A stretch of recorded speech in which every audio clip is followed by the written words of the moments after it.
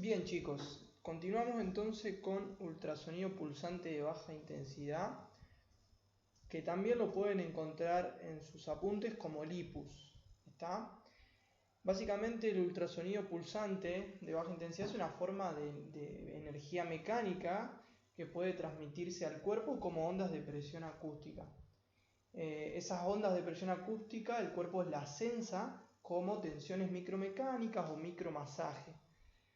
Esto explica un poco de que estas herramientas terapéuticas buscarían generar algún estímulo mecánico a nivel celular para producir una respuesta bioquímica que sería ni más ni menos que el fenómeno de mecanotransducción que ya han hablado con José en la primera clase. Pero el mismo interrogante que les hice cuando hablamos de PENF o magneto es realmente ese estímulo mecánico aplicado mediante una terapia pasiva como ser el PENF, como ser el LIPUS en este caso, en la cual el paciente no debe generar ningún movimiento más que mantenerse en cama o sentado, ¿es realmente el estímulo mecánico que el tejido necesita para recuperarse y después desempeñar y tolerar actividades de la vida diaria, laborales y deportivas? Bueno, esa es la principal incertidumbre en relación a estos agentes de fisioterapia, teniendo en cuenta de que tenemos muchas otras herramientas más eficaces para aplicar. Vamos a, de todas maneras, revisar un poco los estudios científicos para ver qué es lo que dicen en relación al ultrasonido. Y antes de revisar un poco los efectos y los estudios científicos, quiero comentarle que por ahí la importancia del LIPUS, que en este caso es de baja intensidad, radica en eso, en su intensidad, que ronda en 0,2, 0,3 watts sobre centímetros cuadrados. Eso lleva a que la temperatura que genera a nivel de los tejidos es muy baja, es menos de 1 grado centígrado, por lo tanto no hay riesgo de ningún tipo de lesión térmica. Por otro lado, también quisiera que ustedes mismos se autorrespondan en relación a cuál es la principal indicación o cuál es el principal cuadro clínico en el cual usan ustedes el ultrasonido. Hasta lo que yo había cursado en mi época de estudiante, la principal indicación del ultrasonido radicaba en lesiones de partes blandas, sea desgarro, lesiones tendinosas, lesiones ligamentarias. Entonces, bueno, la idea es responder un poco esto, si realmente en esas indicaciones en las cuales principalmente le aplicábamos existe evidencia de que generamos algo, producimos algún efecto. Y también van a aparecer cosas nuevas que quizás nunca se la hayan planteado, como lo que ven ahora a continuación. Fíjense en los efectos y aplicaciones. Utilizar el ultrasonido en consolidación de fracturas, retardo de consolidación, pseudoartrosis. Hay varios estudios que incluso demuestran efectos beneficiosos en estos cuadros clínicos. También en fracturas por estrés, en osteointegración. Recordemos que era la conexión estructural y funcional entre el hueso vivo y la superficie del implante. Algunos efectos hablan de que estimula un poco esta osteointegración. En relación al efecto condroprotector pasa lo mismo que pasaba con los PENF, de que no hay estudios clínicos fehacientes, sino que la mayoría de los estudios son experimentales o in vitro, con cartílago explantado. Y vamos a ver qué nos dice la evidencia en relación a la cicatrización de las partes blandas.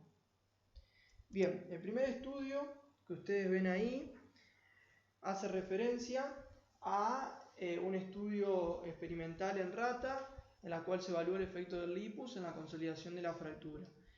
¿Qué es lo que se hizo? Se incluyeron 60 ratas, las cuales se dividió en ratas jóvenes, que eran aquellas que tenían menos de 8 semanas de vida.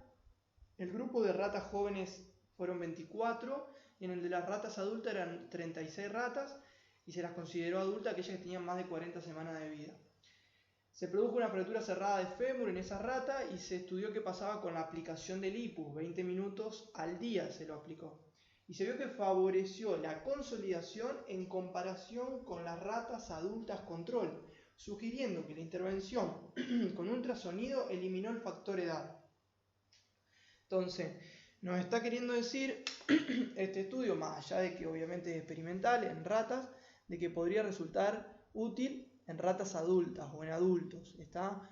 Porque en esas ratas adultas, lo que por lo general esas ratas adultas, obviamente que tienen menos capacidad de cicatrización, y lo que se ha visto es que ahí el lipus en esa rata adulta aceleraba un poco más el tiempo de consolidación, entonces mejoraba esa capacidad de cicatrización y eliminaba el factor edad cuando se los comparaba con el grupo control, no haciéndola tan evidente a la edad avanzada y a la disminución de la capacidad de cicatrización de esas ratas adultas. ¿Cómo explica este estudio que se logró ese efecto de acelerar la consolidación? Como dice en el segundo ítem, se produjo el efecto por la estimulación de la formación de cartílago y la posterior remodelación y formación de callo, estimulando la síntesis de factores de crecimiento endotelial vascular y el proceso de osificación endocondral.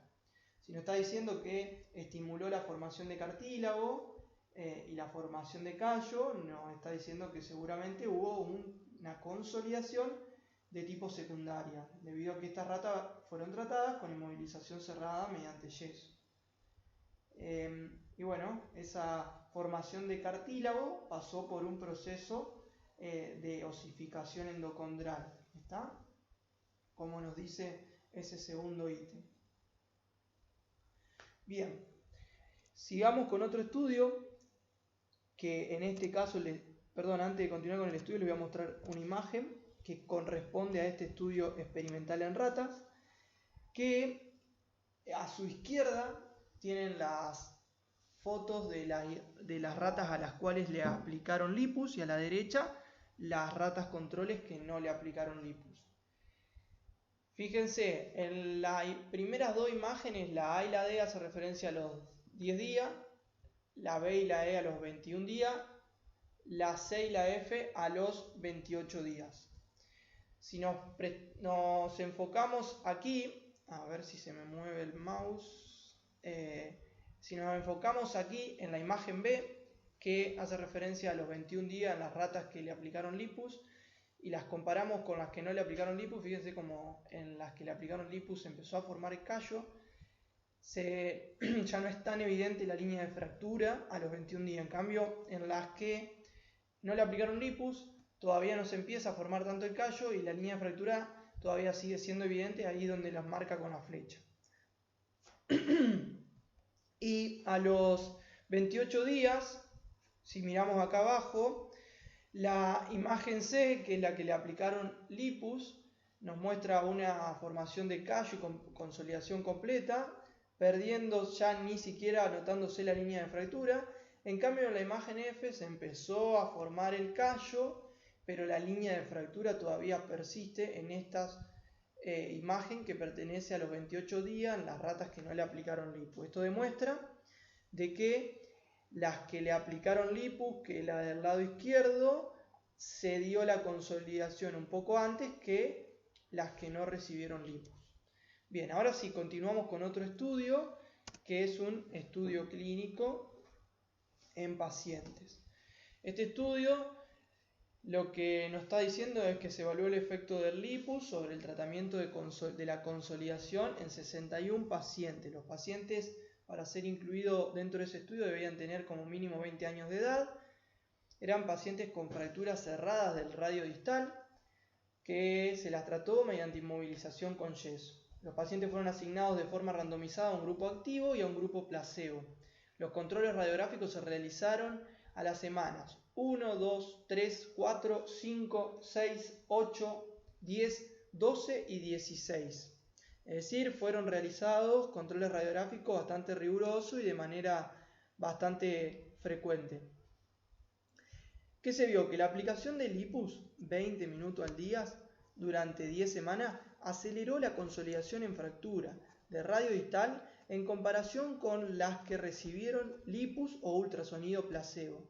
61 días las que recibieron verdaderamente el lipus versus 98 días las personas que recibieron el lipus placebo o el ultrasonido placebo, en los cuales le aplicaban el ultrasonido pero no encendían el dispositivo. Nos está demostrando este estudio que realmente el lipus acelera la velocidad de consolidación de la fractura. Incluso hubo menos retardo de consolidación en los grupos que aplicaron lipus. Esa era otra conclusión de este estudio. El tema del lipus en este estudio y en la mayoría de los que vamos a revisar es que la forma de aplicación en relación a la cual nosotros habíamos visto, o quizás también ustedes en sus cursados de fisioterapia, de que se aplicaba en zigzag o de manera circular, no es la misma a la forma en la cual se aplican en estos estudios. Les voy a mostrar un video cuando terminemos de ver toda la evidencia del lipus, en el cual muestra que los ultrasonidos son aplicados de manera estática en el sitio preciso de la fractura, ¿está? Donde debe consolidar la fractura. El médico marca el sitio de fractura y ahí va colocado el lipus. En estos pacientes que recibieron yeso se le hacía un orificio y se colocaba el cabezal del lipus en forma estática, quedando en el lugar. Los pacientes lo aplicaban de manera domiciliaria, a pesar de que el tiempo de aplicación, como ven ahí en la diapositiva, es de 20 minutos al día. Y a pesar de que por ahí se justifica un poco más llegar a ese tiempo en consultorio, más allá de eso, en otros países se utiliza igual de manera domiciliaria, como les comenté con el PENF. El dispositivo se alquila, o si el paciente tiene adquisición económica lo compra, lo aplica en su casa. Cuando en este estudio los pacientes le retiraban el yeso, continuaban aplicando el lipus con un velcro, ajustándolo bien precisamente en el sitio de la fractura. Eso para que tengan en cuenta cómo aplicaron el lipus, que ya van a ver que es diferente al ultrasonido tradicional que conocemos y que se comercializa acá en Argentina. Otro dato es que los pacientes recibieron el lipus en un tiempo de alrededor de 3 días después de la fractura, no más de eso, incluso algunos al primer día después de la fractura. Es decir, la aplicación, si se va a usar, debe ser de manera inmediata. La intensidad que utilizaron es 0,03 watts sobre centímetros cuadrados, que básicamente es la intensidad baja con la que se usan los lipus, y es la que le hablan en su apunte en general de que todos los ultrasonidos de baja intensidad usan esa intensidad. Y lo que también hay que tener como consideración en este estudio es que el tiempo de curación o de consolidación variaba, y eso lo recalcaron los autores, de que la consolidación no depende solo del lipus o del ultrasonido, que variaba, y que los principales factores que han llevado a variar o a prolongar el tiempo de curación fueron que la edad sea mayor. Los pacientes que tenían mayor edad demoraban más en consolidar, que tengan compromiso articular, ya sea de la articulación radiocarpiana o radiocubital, que tengan más de 10 grados de angulación dorsal, teniendo en cuenta de que eran fracturas del radio distal, las típicas fracturas de Colles que ya hemos dado en semio, ¿está? Ese cuadro clínico era el de este estudio, fracturas de Colles con angulación dorsal. Si tenían más de 10 grados de angulación dorsal, más tiempo se ha visto que demoraban en consolidar, y si tenían mayor desplazamiento en el momento de la lesión, más tiempo demoraba en consolidar. Esos eran los 4 factores que más han visto los autores que influían en el tiempo de consolidación. Concluyendo de que el tiempo de consolidación no solamente depende del lipus, y no porque yo coloque el lipus me voy a asegurar de que lo aceleremos sí o sí al tiempo de consolidación. Nos está diciendo esta conclusión de que depende de otros factores, entre ellos edad, compromiso articular, grado de angulación, grado de desplazamiento. Bien, vamos a hablar ahora de qué es lo que nos dicen los estudios que evaluaron el efecto del lipus en relación al retardo de la consolidación y pseudoartrosis. Fíjense, en 72 casos de retardo de consolidación y pseudoartrosis de huesos largos como ser fémur, tibia, húmero y cúbito, la aplicación del lipus generó una tasa de unión del 75% que se elevó al 89,7% si el tratamiento comenzó dentro de los 6 meses después de la cirugía más reciente. Los autores concluyeron que el lipus debe ser considerado como un tratamiento de primera opción y que debe comenzar dentro de los 6 meses. Acá lo que tenemos a rescatar es que, bueno, hay que usarlo lo antes posible. Cuanto más precozmente se aplique, mejores son los resultados, ya que se elevó la tasa de unión cuando se aplicaba dentro de los 6 meses. Y lo otro a rescatar de este estudio es que tenemos evidencia en relación al lipus en otros huesos, además de tener evidencia en el extremo distal del radio, como vimos en el estudio previo. Acá también tenemos evidencia en huesos largos como ser fémur, tibia, húmero y cúbito. Pero, bueno, la forma de aplicación y el dispositivo, repito, es diferente y ya se los voy a mostrar más adelante. La segunda conclusión que ustedes ven ahí abajo en el segundo ítem, que le está hablando en realidad de esta segunda conclusión de este segundo estudio de Schoeffer y compañía, les dice que la aplicación de lipus 20 minutos al día durante 16 semanas en 51 pacientes que tuvieron retardo de consolidación de tibia incrementó la densidad mineral ósea y disminuyó el gap óseo en comparación con el tratamiento placebo. ¿Está? Todos los dispositivos que usaron en estos estudios registraban la cantidad de tiempo que el paciente usaba el lipus por día en su casa. ¿Está? Eso le permitía a los autores de los estudios ir controlando el cumplimiento de la utilización del lipus en los 3 estudios que he hablado, en la diapo previa y en estos 2 estudios. Este estudio, la conclusión de este último estudio que les hice, hace referencia a un ensayo aleatorio, multicéntrico y controlado que se hizo en hospitales de Alemania. ¿Está? Y usaron la misma dosificación que les hablé en el estudio previo, de 0,3 watts sobre centímetros cuadrados. Por lo tanto, estamos hablando de baja intensidad y dosificaciones bastante semejantes y estandarizadas. Bien, vamos a hablar ahora del efecto de la osteointegración, qué es lo que hace el lipus a nivel de este cuadro clínico.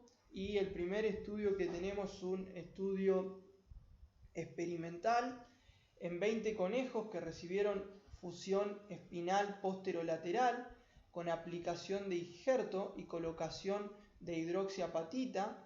Se estudió la aplicación de lipus 20 minutos al día, 4 semanas, en comparación con un grupo control. ¿Está?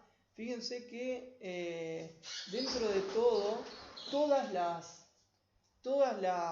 los estudios nos hablan de más o menos el mismo tiempo de aplicación, sea experimental, como en este caso en conejos, o sea estudios clínicos en personas, como hemos visto en las diapositivas previas. Recuerden que la hidroxiapatita era un mineral que se forma en la matriz del hueso y que sirve para darle consistencia al mismo. Está formado principalmente por calcio y por fósforo.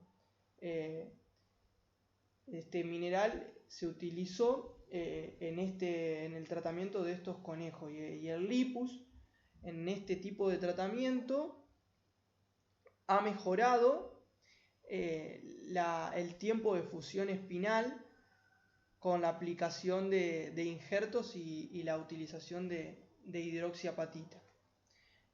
Bien, en relación al tratamiento con lipus, se ha visto que aceleró la osificación endocondral, la remodelación del callo óseo y el crecimiento del hueso hacia ese cristal de hidroxiapatita, estimulando la diferenciación de osteoblasto y la producción de matriz calcificada a través de la expresión del factor de crecimiento transformador beta y la proteína morfogenética ósea.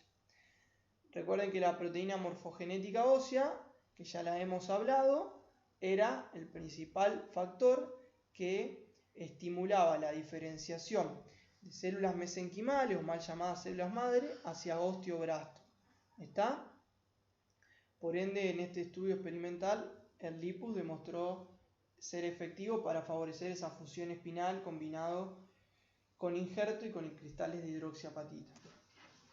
En fracturas por estrés, nos dice que en 48 ratas adultas en la que se indujo una fractura por estrés bilateral del cúbito, se comparó la aplicación de lipus con la administración de Celecoxib.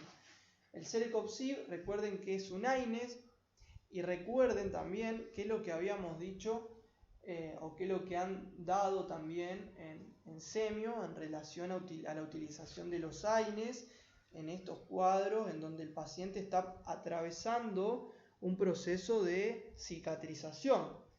¿Qué pasaba con esos AINES? Esos AINES interrumpía esa primera fase de la cicatrización que hace referencia a la fase inflamatoria. Entonces vamos a ver qué pasó cuando aplicaban lipus y qué pasó cuando se le administraba a esta rata el AINE o el Celecoxib. Fíjense en el segundo ítem. La utilización de lipus incrementó la tasa de formación ósea intracortical y aceleró la consolidación, mientras que la administración de Celecoxib generó un retardo en la consolidación. Cuando aplicaban las dos cosas por separada a un grupo de ratas, le aplicaban lipus, se vio que el lipus incrementó la tasa de formación ósea intracortical y aceleró la consolidación. Y cuando había un grupo de ratas a los cuales solo le administraban Celecoxib, ese Celecoxib generó un retardo de la consolidación, por esto mismo que le expliqué recién en cuanto a interrumpir la primera fase, que es la fase de inflamación, la fase inflamatoria. Y fíjense cuando se le administraban en forma conjunta al AINE y al lipus. La administración de AINE no afecta el efecto del lipus sobre la formación ósea. ¿Qué le quiere decir eso? Que cuando aplicaban AINES y lipus, el lipus terminaba también generando igualmente el efecto de lograr el objetivo, que es que consolide el hueso. Pero no quiere decir que el AINE no pueda retardar esa consolidación ósea. Había casos en los cuales el AINE, más allá de que se lograba el objetivo de que se forme hueso y que se consolide ese hueso, muchas veces el AINE lo ha retardado al efecto de formar hueso y de que termine cerrando esa fractura. Bien, en relación al efecto condroprotector o que genera el lipus a nivel del cartílago, tenemos un primer estudio que dice que la utilización del lipus 20 minutos al día, sigue siendo el mismo tiempo de duración que hablan todos los estudios, durante 6 días estimuló la proliferación de condrocitos y la síntesis de elementos de la matriz extracelular en el cartílago articular esplantado de humanos con osteoartrosis unicompartimental de rodilla. ¿Está? Estudio que es poco transferible todavía a la clínica, como les dije al principio de la charla de lipus, de que todavía no hay estudios claros en pacientes, no hay estudios clínicos claros, sino que los estudios que hay son o experimentales o, como en este caso, estudios in vitro, en los cuales, como ven ahí, se extrajo cartílago y se vio qué pasaba con el lipus en el cartílago explantado una vez que ese cartílago estaba fuera del organismo. ¿Está? Así que, si bien es beneficioso los resultados, no es todavía un estudio para transferir a la clínica y defender nuestro accionar diario en base a este estudio.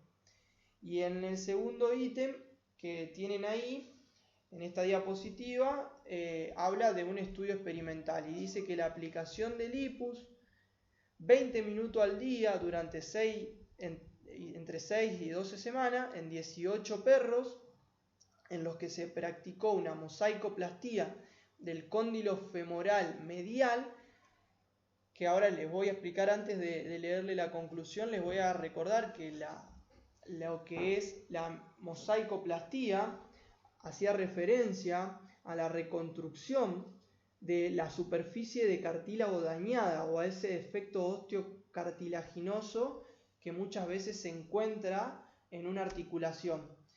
Ese procedimiento quirúrgico lo que hace es tratar de traer injerto osteocondral o injerto de cartílago del propio paciente, autólogo o halogénico sería, de otro lado de la rodilla, en este caso, del paciente, o como en este caso este estudio experimental, de otro lado de la rodilla del perro. En el general, el cartílago se extrae de la periferia de los cóndilos femorales, a nivel de la articulación patelofemoral. En la periferia de los cóndilos femorales, a nivel de la articulación patelofemoral, hay zonas de no carga o de muy baja carga en la cual el cartílago no cumple una función tan primordial de absorber carga. Entonces, como no es tan relevante el cartílago de esa zona, se sacan tacos cartilaginosos o osteocondrales, más bien osteocondrales, y al sacar esos tacos osteocondrales se trasladan a la zona del daño o defecto cartilaginoso de la articulación del paciente, que en este caso estamos hablando de la articulación de los perros. Entonces, ¿qué se vio en esas mosaicoplastías o en esa reconstrucción de cartílago dañado? Que el lipus generó una mejor apariencia macroscópica e histológica en la zona de interfaz, que la zona de interfaz es la zona entre donde colocan el taco o cartílago traído de otra región y todo el cartílago adyacente a la zona lesionada. Esa sería, ya vamos a ver una imagen de la zona de interfaz, en las cuales el lipus favoreció la apariencia macroscópica e histológica. Y además generó un incremento de la regeneración del hueso subcondral comparado con los controles. Ahora en esta siguiente diapositiva lo que van a ver ustedes es imágenes de esa zona de interfaz. Esto es el taco cilíndrico del cartílago traído de la periferia de los cóndilos femorales, más precisamente a nivel de la articulación patelofemoral, de zonas de no carga. Y acá está la zona de interfaz entre este taco cilíndrico y el cartílago adyacente a esa zona lesionada. Esa es la zona de interfaz. Y esta imagen lo que le quiere mostrar es que a las 6 semanas los que recibieron ultrasonido ya tenían mejor apariencia. ¿Tá? Esa imagen, fíjense que el cartílago es más lúcida y más suave.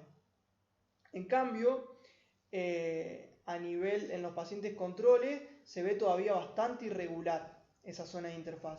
Y a las 12 semanas, fíjense que los que se le aplicaron lipus, básicamente el taco cilíndrico tenía la misma apariencia que el cartílago adyacente a la zona lesionada, que básicamente el cartílago adyacente es un cartílago sano. Esta otra imagen también muestra lo mismo. De este lado la A es pacientes que no recibieron lipus y la B pacientes que recibieron lipus. Básicamente, perros que no recibieron lipus y perros que recibieron lipus.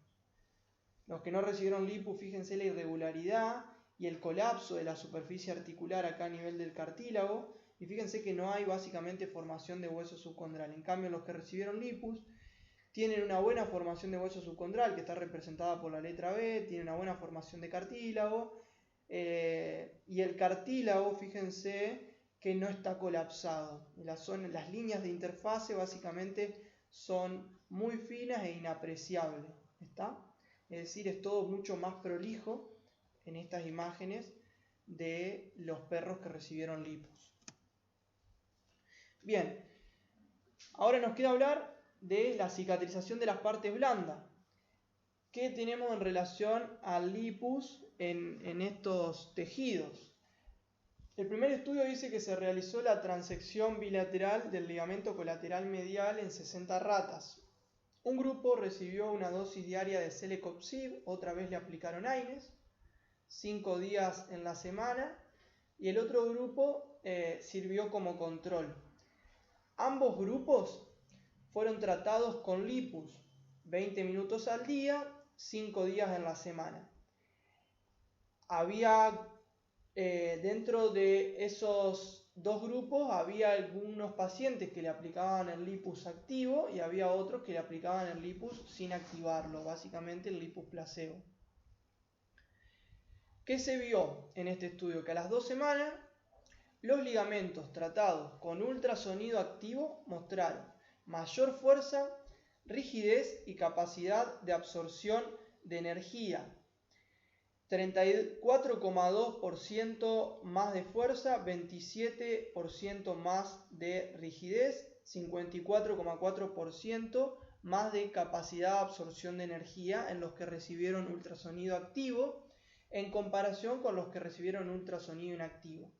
El grupo que recibió AINES mostró un 33,3% menos de capacidad de absorción de energía en comparación con los que no recibieron AINES. Ninguna de las intervenciones mostraron efectos a las 4 y 12 semanas. ¿Está?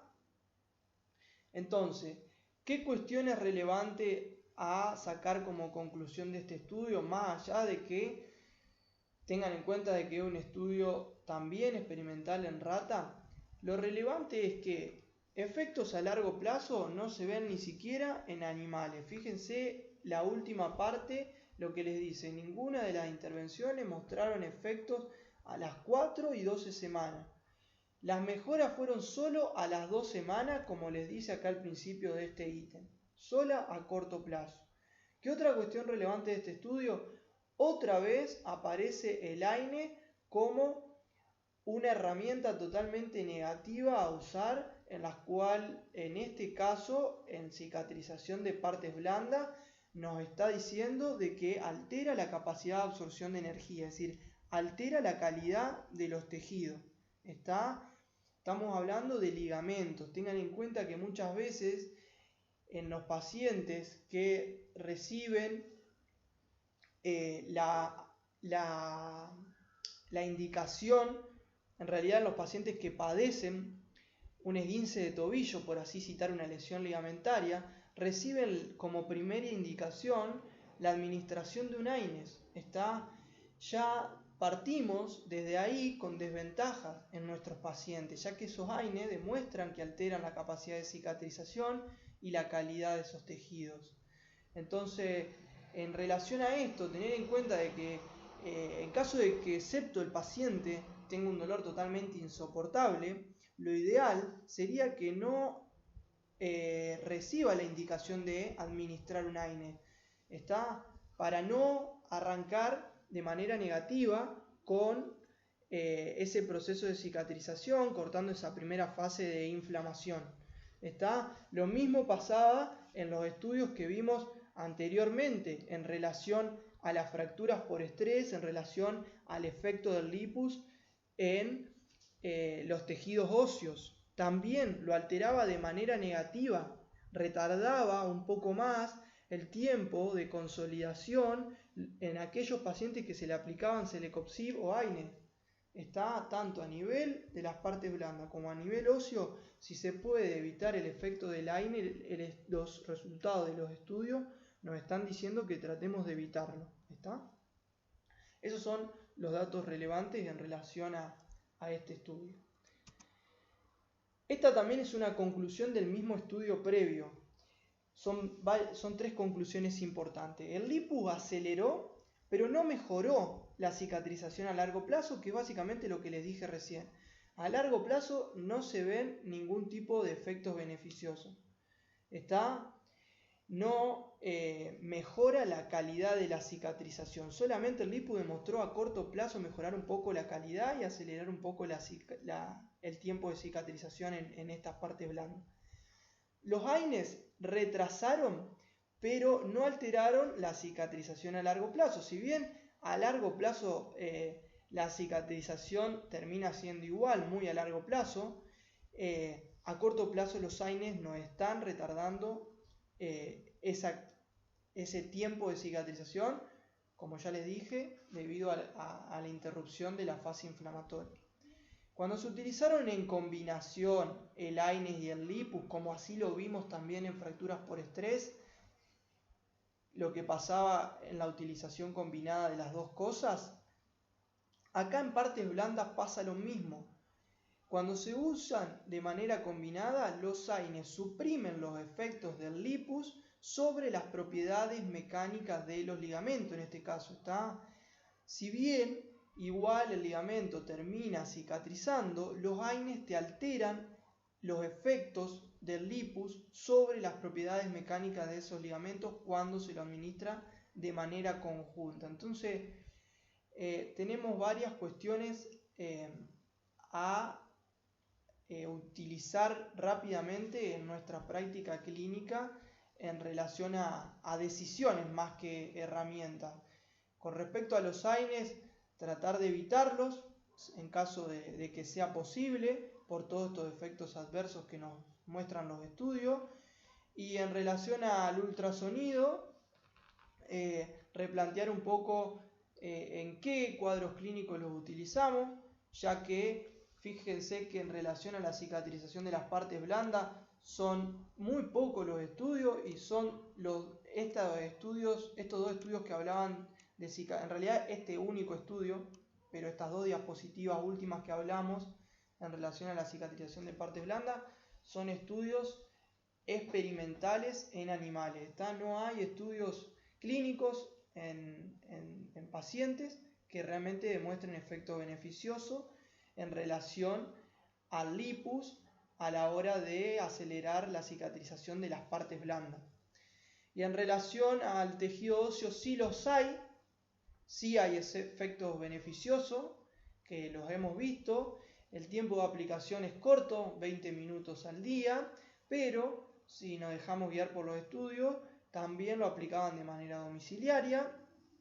Y la forma de aplicación, como ya les dije, es diferente a la cual a nosotros nos han enseñado, y el ultrasonido que utilizan es totalmente diferente, y ahora lo van a ver en este video que está a continuación.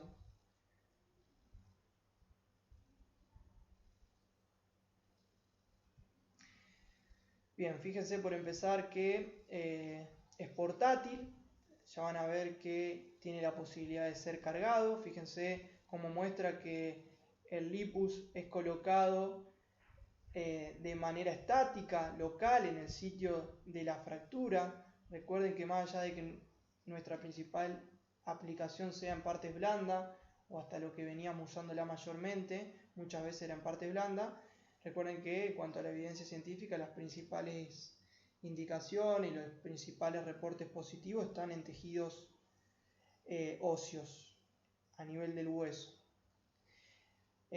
Lo que van a ver también es el velcro con el que puede mantenerse el ultrasonido ajustado y adaptado al tamaño corporal de cada paciente. Ahí les muestra cómo se puede cargar el ultrasonido y luego utilizarlo de manera portátil. Por lo tanto, es una forma mucho menos engorrosa y más cómoda, como también pasaba con los PENF que habíamos visto en la imagen anteriormente, de que no son los mismos PENF que se comercializan acá en Argentina.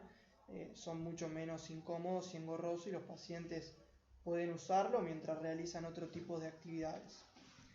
Así que bueno, en relación a la clase, acá voy a cortar y quedaría una tercera grabación que se las voy a realizar más adelante.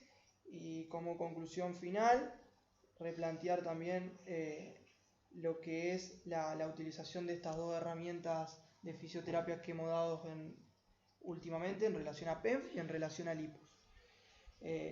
Replantear y ver en qué cuadro clínico lo usamos, y ver si es conveniente usarlo, y ver si realmente lo usamos en el consultorio y no existen otras medidas, que en realidad existen, mucho más beneficiosas a aplicar en esa hora de sesión en consultorio externo para obtener mejores resultados para con nuestros pacientes.